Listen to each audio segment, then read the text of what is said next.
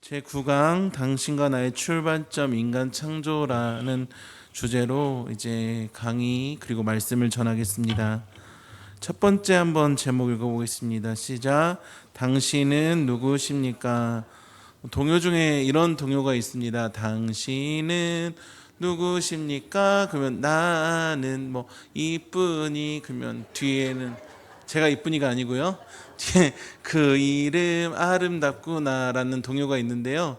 한번 그 동요를 불러볼게요. 제가 당신은 누구십니까 하면은 나는 누구 누구 누구 막 해주시고 그 이름 아름답구나 같이 해보겠습니다.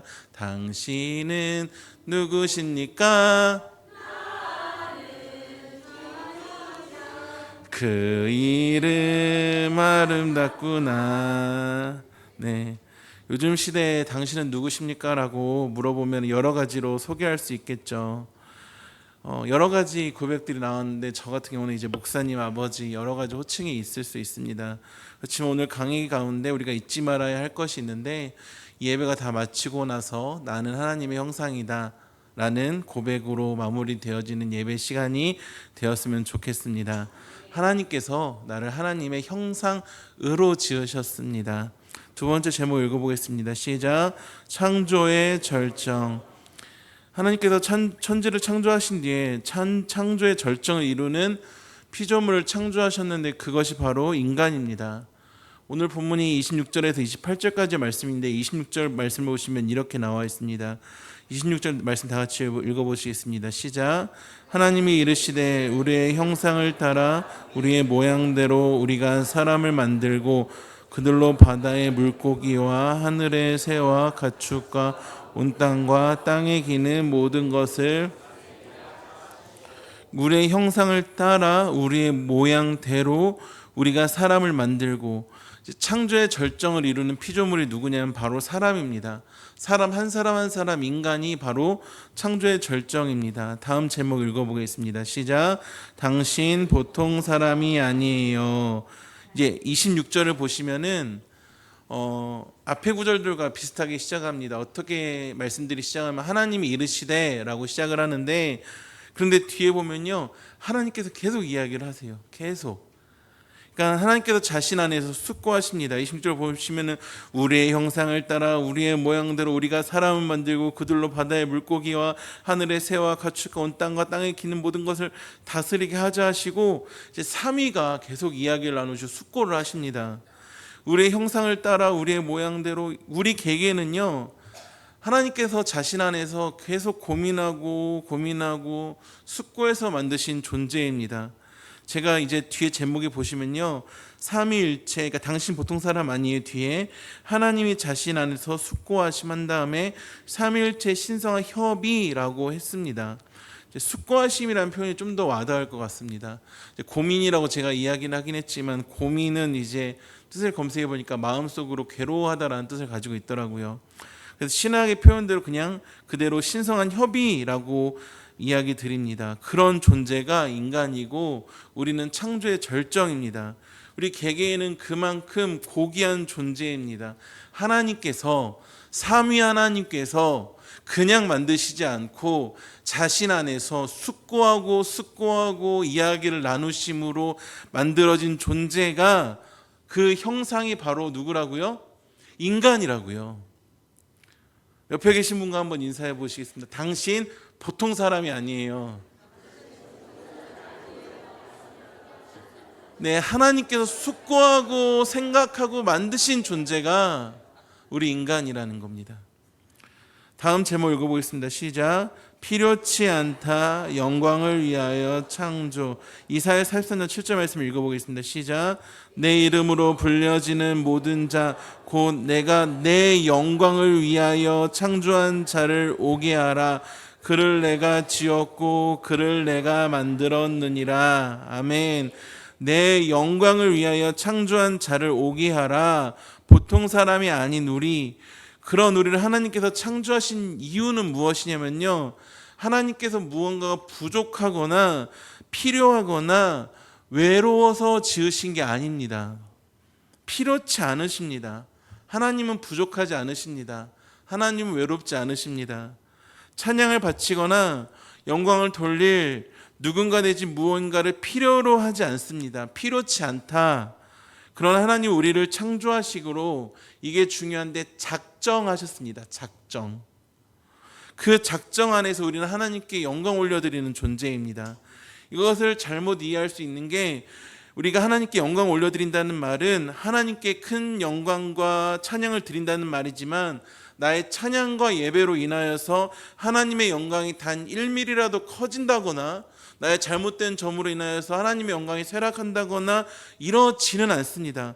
변동이 있지 않아요.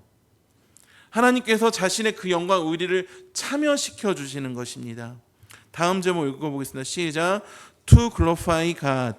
웨스트민스터 소요리 문답 제일문에 이런 질문이 있습니다. 사람이 제일 되는 목적이 무엇인가? 답변 읽어보겠습니다. 사람이 제일 되는 목적은 하나님을 영화롭게 하고,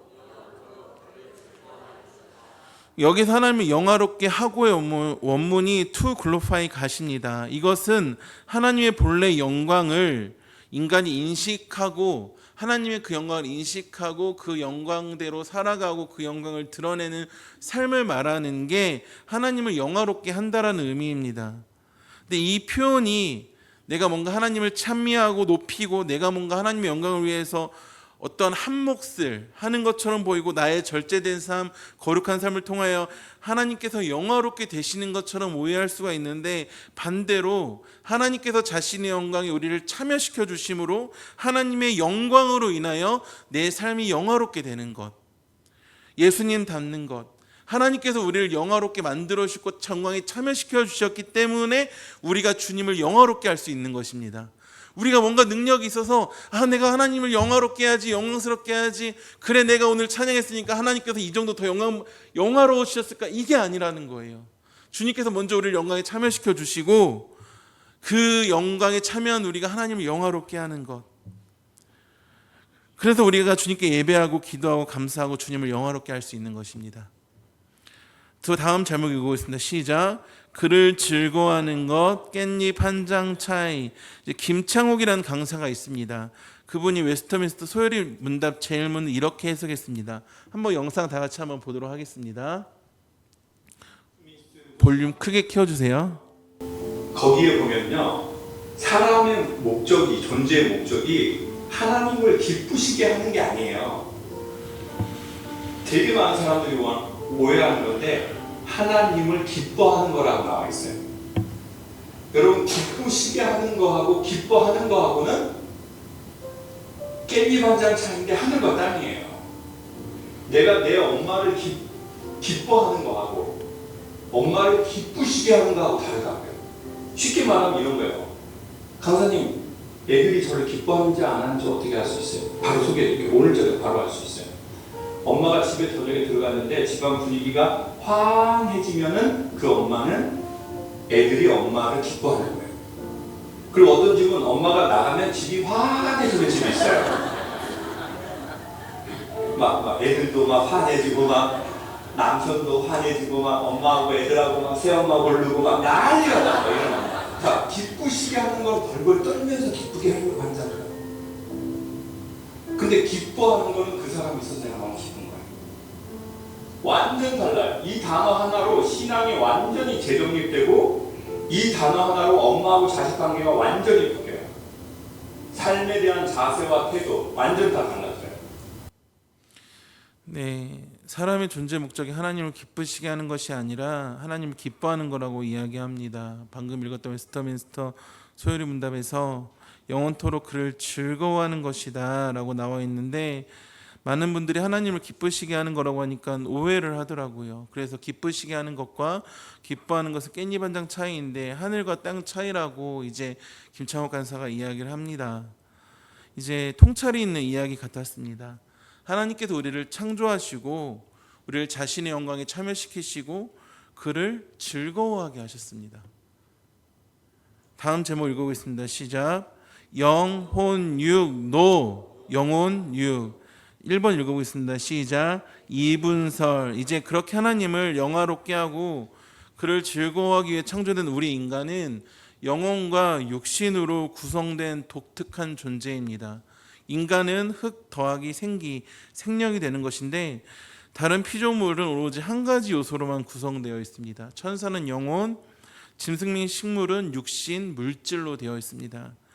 교회 역사상 일반적으로 받아들여진 견해가 바로 이 이분설 영혼 더하기 몸입니다. 인간이 물질적 요소인 육체와 이 몸과 비물질적 요소인 영혼 두 가지로 구성되어 있다는 견해입니다. 이 육체와 영혼은 죽음을 통해서만 분리가 됩니다. 이것에 여러 가지 성경적인 근거들이 있는데 그건 제가 제목 옆에 적어 놓았고요. 한 군데만 보면 마태복음 10장 28절 말씀 다 같이 읽어보시겠습니다. 시작. 몸은 죽여도 영혼은 능히 죽이지 못하는 자들을 두려워하지 말고 오직 몸과 영혼을 능히 지옥에 멸하실 수 있는 이를 두려워하라. 몸과 영혼이라고 나와 있습니다.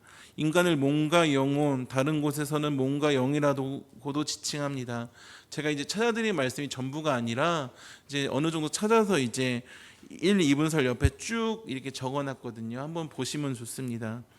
이러한 이분설은 기독교 초기 시대부터 제한되었고 특히 381년 콘스탄티노플 회의 이후 이 사상은 점차 인기를 얻다가 마침내 이제 교회의 보편적인 신앙의 고백이 됩니다.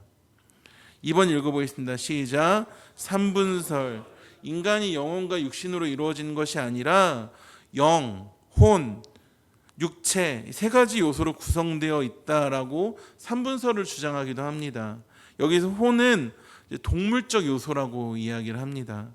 동물계와 물질계에 관련된 인간 안의 영적 요소이고 영은 좀 더 높은 차원 하나님과 관련되는 인간 안의 영적 요소라는 것이 이 3분설 영, 혼, 육체 3분설입니다. 그럴싸하죠. 그래서 혼이 있기 때문에 이제 애완동물을 키우시는 분은 여기서 그렇게 위로를 받으신대요. 우리 뽀삐가 그냥 죽어서 썩는 게 아니라 죽어서 갈 곳이 있다라는 거예요. 저도 강아지를 키우거든요. 예전에 키웠고 부모님께서 키우고 계시는데 한쪽 눈은 고양이가 핥혀서 나중에 발견돼서 약간 실명됐고 남은 한쪽은 이제 잘 안 보여요. 그래서 둘 쪽 다 안 보이는데 제가 2014년에 혼자 자취할 때 말티즈 한 마리를 분양받았어요. 너무 이뻐요. 저는 살아있을 때 그 강아지 반려견한테 최선을 다해 아껴주고 사랑해 줘야 된다고 생각하지 죽어서까지 같이 있을 거라고 생각하진 않습니다. 혼이 있어서 뭐 강아지 천국에 있고 무지개 다리를 건너고 그런 일은 없습니다. 혹시라도 여기 견주분들이 계시면 죄송합니다. 강아지가 이제 무지개 다리 건너기까지 최선을 다해서 이뻐해 주세요. 그리고 천국 가서는 강아지 이뻐해 주시지 마시고 그냥 하나님께 내가 이쁨 받으면 됩니다. 그러니까 이런 영혼 육의 사상은 제가 사상이라고 했는데 성경적인 근거보다 사실 그리스 철학에서 나온 이야기입니다. 성경적인 근거는 너무나도 빈약하고 그마저도 다른 뜻을 품고 있습니다. 너무나도 잘 아시는 말씀 히브리서 4장 12절의 말씀의 근거에서 어떤 분들은 이야기하시거든요. 히브리서 4장 12절 말씀 다 같이 읽어보겠습니다. 시작. 하나님의 말씀은 살아있고 활력이 있어 좌우의 날선 어떤 검보다도 예리하여 혼과 영과 및 관절과 골수를 찔러 쪼개기까지 하며 또 마음의 생각과 뜻을 판단하나니. 여기 봐봐라 혼과 영이 있지 않느냐. 그러니까 혼, 영, 육이다라고 말을 하기도 합니다.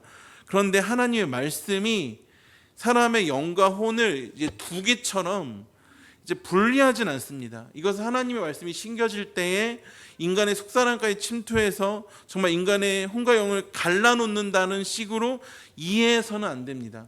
그렇다면은 말씀이 정말 관절과 골수도 쪼갠다는 말이 되잖아요. 의사가 말합니다. 자, 수술하겠습니다. 메스 이게 아니라 수술하겠습니다. 고린도전서 이러진 않잖아요. 그러니까 골수와 관절을 쪼개는 것은 일반적인 도구이고 말씀은 하나님의 능력으로서 인간의 생각과 의도를 낱낱이 파헤쳐 드러낸다라는 의미로서 이야기를 하는 겁니다. 헤르만 바빙크라는 신학자는 영과 혼에 대해서 이렇게 이야기를 합니다. 이 둘은 다른 실체가 아니라 동일한 인간 존재의 서로 다른 기능적 측면이다.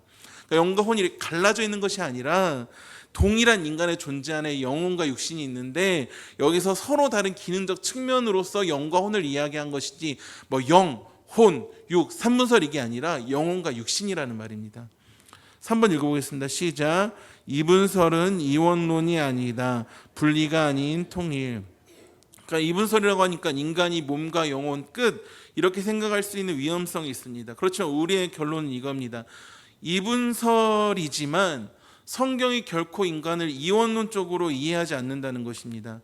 인간의 지성, 감성, 의지가 서로 막 분리된 채 몸과 영혼이 분리된 채 구분되어 있는 것이 아니라 다양한 능력을 구비한 통일된 존재가 인간이라는 말입니다. 몸과 영혼의 이분설이 분리가 아니라 통일임을 이해하게 된다면은 우리가 내 몸을 너무 경시하거나 또는 이제 영혼을 무시하거나 이런 위험성은 적어집니다. 인간을 볼 때 영혼, 몸 분리해서 보는 것이 아니라 전체적으로 봐야 된다는 이야기입니다. 데살로니가전서 5장 23절 말씀입니다. 시작. 평강의 하나님이 친히 너희를 온전히 거룩하게 하시고 또 너희의 온 영과 혼과 몸이 우리 주 예수 그리스도께서 강림하실 때 흠없게 보존되기를 원하노라. 여기에서 바울이 말하는 것은 완전한 성화를 이야기하는 것입니다. 영과 혼과 몸이라고 하니까 삼분설 이게 아니라 우리 인간은 영혼과 육체 두 가지 이분설이지만 이것이 우리를 몸과 영혼 딱 잘라 말하는 것이 아니라 전인적으로 전체적으로 봐야 된다는 것입니다. 헤르만 바빙크란 신학자는 성경은 인간을 몸과 영혼으로 말하며 영과 혼을 나누는 것은 기능의 구분이지 실체의 구분이 아니다. 기능의 구분이지 실체의 구분이 아니다라고 이야기합니다. 우리가 사람과 대화할 때도 그렇잖아요. 앞뒤 다 잘라먹고 한 부분만 강조해서 이게 맞다. 그러면 오해를 하거든요. 우리가 대화를 할 때도 전체를 봐야 된다면은 그 대화를 하는 사람을 볼 때도 어떻게 봐야 됩니까? 그 사람은 어떠한 직장을 가졌는지, 나이는 어떻게 됐는지, 어떠한 환경에서 자랐는지, 신체의 기능은 어떠한 건지, 사람을 육심을 바라볼 때도 전체를 통해서 바라봐야 된다면은 우리가 육신과 영혼, 인간을 바라볼 때는 더 크게, 더 전체적으로, 전인적으로 바라봐야 된다는 말입니다. 다음 질문 읽어보겠습니다. 시작. 인간의 본질, 하나님의 형상. 인간의 본질은 그가 하나님의 형상이라는 사실에 있습니다. 온 세상이 하나님의 계시예요. 온 세상이 하나님의 계시. 온 세상을 통하여서 하나님의 더 완전함을 생각해 볼 수 있습니다. 일반 계시죠. 근데 그렇지만 모든 피조물들 가운데 사람만이 하나님의 형상이에요. 사람만이. 하나님의 최대 계시이고 가장 풍성한 계시이고 모든 창조의 머리이자 면류관 하나님의 형상과 자연의 계요 작은 신 소우주입니다. 사람하면 옆에 있는 거 읽어보시겠습니다. 시작. 하나님의 형상, 최대 계시, 풍성한 계시, 창조의 머리, 면류관, 자연의 계요, 작은 신, 소우주. 이건 제가 말하는 게 아니라 헤르만 바빙크라는 신학자가 있어요. 우리 목사님들 가운데서는 칼빈보다 더 어렵게 보는 신학자인데 그 분이 개혁교회 이야기라는 책을 쓰셨거든요. 근데 우리 한국어로 번역된 게 요만한 책이 4권으로 번역돼 있어요. 그 개혁교회 이약 2권에 661페이지에 적혀 있는 글을 제가 그냥 그대로 가져온 겁니다. 사람이 하나님의 형상, 최대 계시, 풍성한 계시, 창조의 머리, 면류관, 자연의 계요, 작으신 소우주라는 겁니다. 다음 제목 읽어보겠습니다. 시작. 잊지 말자. 나는 어머니의 미생이라는 드라마가 있었습니다. 벌써 11년 전 드라마인데요. 전체적인 내용은 오래돼서 기억이 가물가물하지만 그 주인공 청년이 계약직이었는데 일은 안 되고 답답하고 그래서 좀 달리기를 하고 좀 집에 들어왔는데 어머니가 이러저러한 표현을 합니다. 자기 자식은 좀 표현이 거칠지만 뭐 이런 놈이라고 계약직이어도 어떻게 그 회사가 들어가기 쉬운 회사인 줄 아냐고 하면서 자식을 믿어주고 신뢰해주는 이야기를 합니다. 그 이야기를 들은 미생의 주인공이 늦은 밤 한간대로에 가서 이렇게 이야기를 하는 겁니다. 잊지 말자. 나는 어머니의 자부심이다. 영상 한번 보도록 하겠습니다. 우리 그래가 바둑할 때부터 싹수는 보였던 거. 이놈이 제발 대신 변명하지 마세요. 이렇게 대단한 가락이 있을 줄은 애저녁에 내가 알아봤지. 한밤중에 들어와. 얼마나 일이 많고 인원나 쓰임이 많은지 언젠가 지구에서 높은 사람이 한밤중에 와서 엄청 씩 있다가 가. 그리고 그 회사가 그냥 회사요. 우리나라 5 손가락 안에 들어가는 무역 회사요. 알아요. 형수님, 알았어요. 예? 계약직에 일을 날리는 정경래 정경은 그냥 큰일 나겠다. 이놈아, 계약직은 아무나 하는 거요. 우리 그래가 가슴 고쳐 겪어가면서 에휴, 우리 형수님, 왜 우세요? 네? 얘는 봐도 안 되고 눈치 뵐까봐 웃는 낯으로만 때렸는데 이놈이 또 우리 보고 웃어. 속에 썩어가는 놈이 웃어. 그런 놈이야 우리 그래가.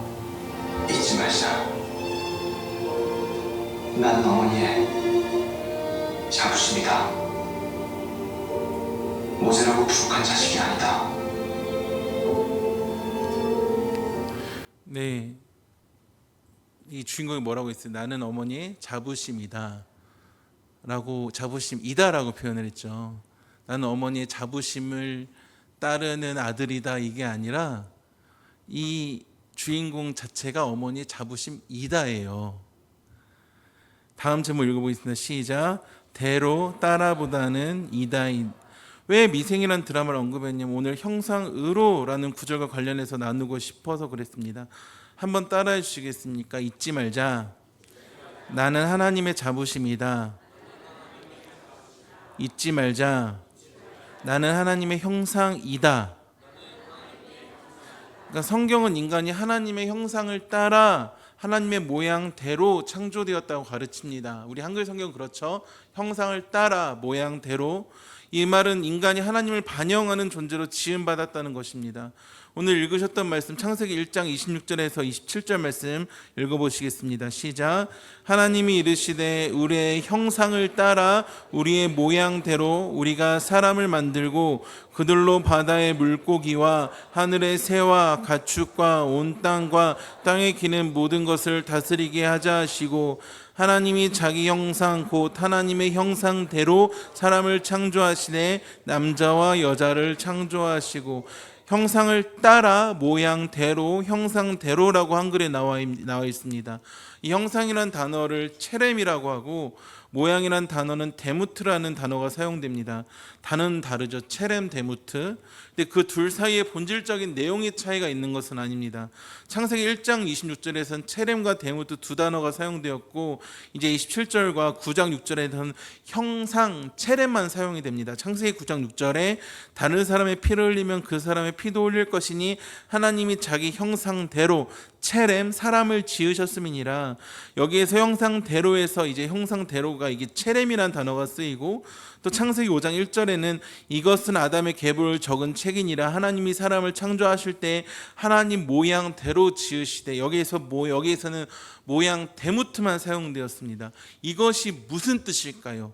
밑에 한 줄 읽어보겠습니다. 시작.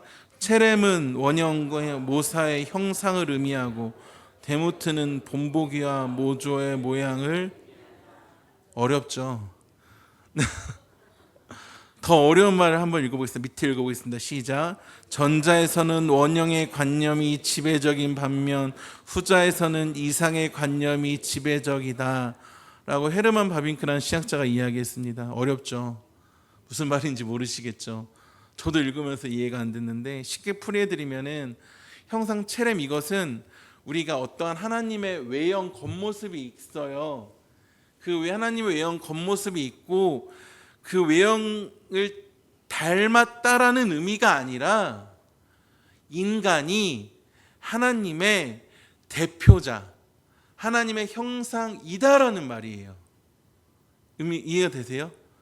그 말이 어렵게 원형과 모사의 형상을 의미하고라고 표현을 하는 겁니다. 그리고 이제 모양은 닮았다는 것인데 이제 이것은 속마음이나 인격, 성향을 말하는 것입니다. 그러니까 하나님의 성품을 닮았다는 것이죠. 그래서 형상을 따라보다는 좀 더 제대로 해석을 해보면 형상의로, 형상이다가 맞는 표현입니다. 만약에 이다가 아니라 따라라고 한다면 하나님에게 우리가 따라할 어떠한 겉모습이 있고 그 겉모습대로 우리를 창조하셨다는 의미가 되잖아요. 근데 성경은 하나님을 회전하는 그림자도 없다고 말씀하시거든요. 형상을 따라라는 말보다 형상으로라는 것이 더 맞는 말입니다. 하나님의 대표자, 우리를 통해서 하나님이 드러내는 우리는 그런 피조물이다라는 이야기입니다. 제 자녀 중에 아들 이레라고 있습니다. 주일날에 보신 성도님들께서 그렇게 저를 닮았다고 이야기를 하십니다. 그 모습이 뭐 성품이 닮았다 이런 것보다 겉모습이 닮았다는 것이겠죠. 저는 잘 모르겠어요. 근데 주일에 많은 권사님 집사님께서 이뻐해 주셨다고 들었습니다. 너무나도 감사합니다. 그러면서 하셨던 말씀이 아이고 아빠 닮았네, 아이고 목사님 닮았네, 이쁘다는 말은 안 하시고 아이고 아빠 닮았네, 목사님 닮았네. 네, 그러니까 딱 보면 저 닮았대요. 그러니까 그런 것이 형상을 따라가 되겠죠. 저라는 외형적인 형상을 따라 닮은 일에 난 자녀가 있다는 말입니다. 사실 이 체렘, 데무트라는 의미를 가지고 해석하면 그런 의미가 아니라는 거예요. 하나님께서 어떠한 외형적인 형상이 있어서 그 형상을 따라 우리를 지으신 것이 아니라 우리가 하나님의 형상이다라는 말이에요. 그래서 아까 미생이라는 드라마도 이야기를 드린 것이거든요. 다시 한번 인사하시겠습니다. 잊지 말자. 나는 하나님의 자부심이다. 잊지 말자. 나는 하나님의 형상이다. 그러니까 하나님, 한 사람 한 사람이 하나님의 형상이십니다. 물론 죄 때문에 인간은 이 원래 의미를 상실하긴 했지만 타락 후에도 인간은 여전히 하나님의 형상입니다. 아까 읽었던 창세기 9장 6절에서 문맥을 살펴보면은 살인자가 하나님의 형상을 파괴한다고 말하고 있고, 이제 강의 안에 나와 있지 않은데 야고보서 3장 9절에 우리는 이 혀로 주님이신 아버지를 찬양하기도 하고 또 이 혀로 하나님의 형상으로 지음을 받은 사람들을 저주하기도 합니다. 그렇기 때문에 누군가를 저주하는 것은, 누군가를 미워하는 것은 단지 그 사람을 저주하고 미워하는 것으로 끝나는 것이 아니라 형상으로 지음을 받은 사람을 저주하는 게 되는 겁니다. 또 타락했지만 회복된 우리, 창조 타락 구속의 그 세계관 가운데서 구속된 우리는 에베소 4장 24절에 하나님을 따라 의와 진리의 거룩함으로 지으심을 받은 새 사람을 입으라. 새 사람이 되어 하나님의 형상의 원래 원의를 회복하였습니다. 물론 완성되진 않았습니다. 예수 믿고 새 사람이 된 우리, 이전 것은 지나갔으니 보라 새 것이 되었노다. 새 것이 된 우리 한 사람 한 사람은 형상을 따라 정도가 아니라 우리 자체가 하나님의 형상이다라는 겁니다. 그렇기 때문에 누군가를 미워한다면은 그것은 그 사람에게만 죄를 짓는 것이 아니라 그 사람을 사랑해서 자기 목숨을 내어오신 예수 그리스도께 죄를 짓는 것이고, 하나님의 형상인 사람을 무시하는 결과가 되기 때문에 결국은 하나님을 무시하는 것으로 더 큰 죄가 된다는 거예요. 누군가를 미워하는 게, 누군가에게 저주하는 게. 다음 제목 읽어보겠습니다. 시작. 당신을 통해.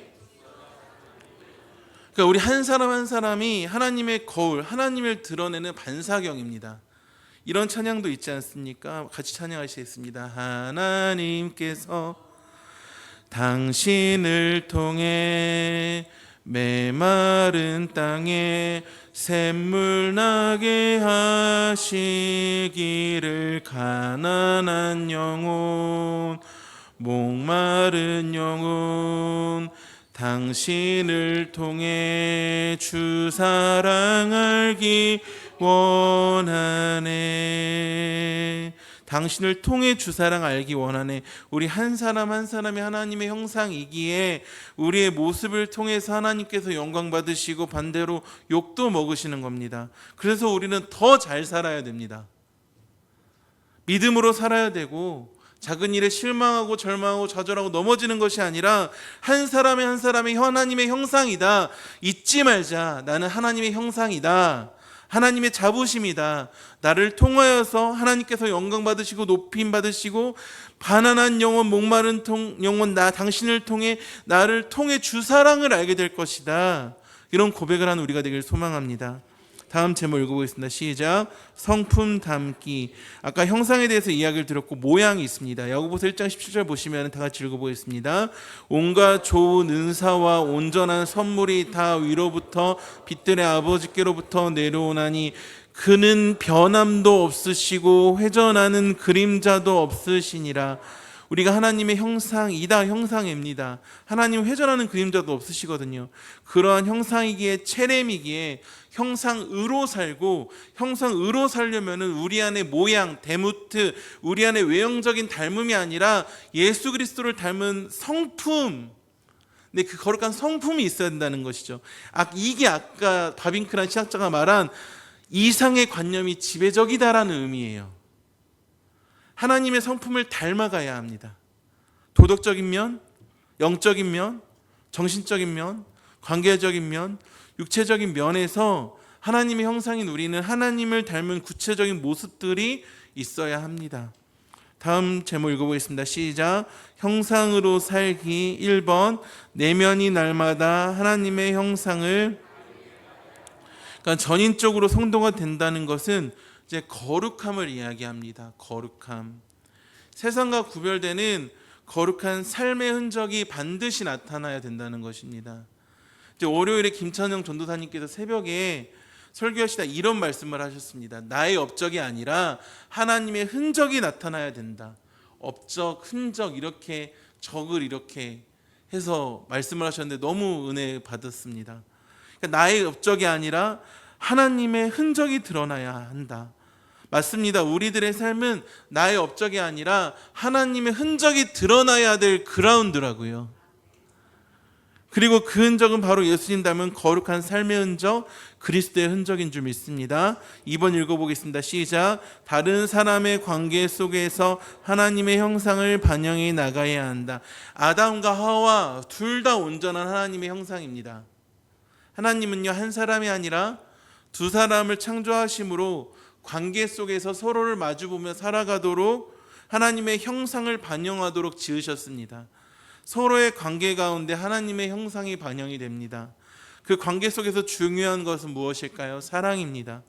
관계 속에서 주변을, 이웃을 사랑하면 사랑할수록 더 하나님을 사랑할 수 있고 하나님의 형상이 드러나게 되는 것이죠. 이웃 사랑은 언제나 하나님 사랑과 이어져 있거든요. 3번 읽어보겠습니다. 시작. 모든 영역에서 문화 변혁이 일어나도록 하나님의 형상을 반영해 나가야 된다. 타락의 결과로 생긴 첫 번째 변화는 하나님의 법 아래 있던 문화가 인간의 의지대로 자기 멋대로 나가게 된 것입니다. 타락한 인간은 자기 자신이 기준이 돼요. 사사기 21장 25절에 여기에 나와 있지 않지만 그때 이스라엘의 왕이 없으므로 사람이 각기 자기의 소견에 옳은 대로 행하였더라. 인간 왕은 없었지만 하나님께서 왕이셨거든요. 그럼에도 불구하고 인간왕을 세워달라고 하시니까 하나님께서는 왕의 제도를 가르치시고 인간왕을 세우셨지만 그 하나님을 왕으로 삼지 않은 인간은 각기 자기의 소견에 옳은 대로 행하게 됩니다. 세상은 기준을 말하면 불편해합니다. 너의 기준 아니냐. 각자의 기준이 옳다는 것이죠. 물론 자율은 필요합니다. 그런데 옛날에 보시면요, 운동장에 서서 조회를 이제 교감 선생님 이제 훈화를 들을 때 이제 줄을 서서 훈화를 듣잖아요. 삐딱하게 서진 않아요.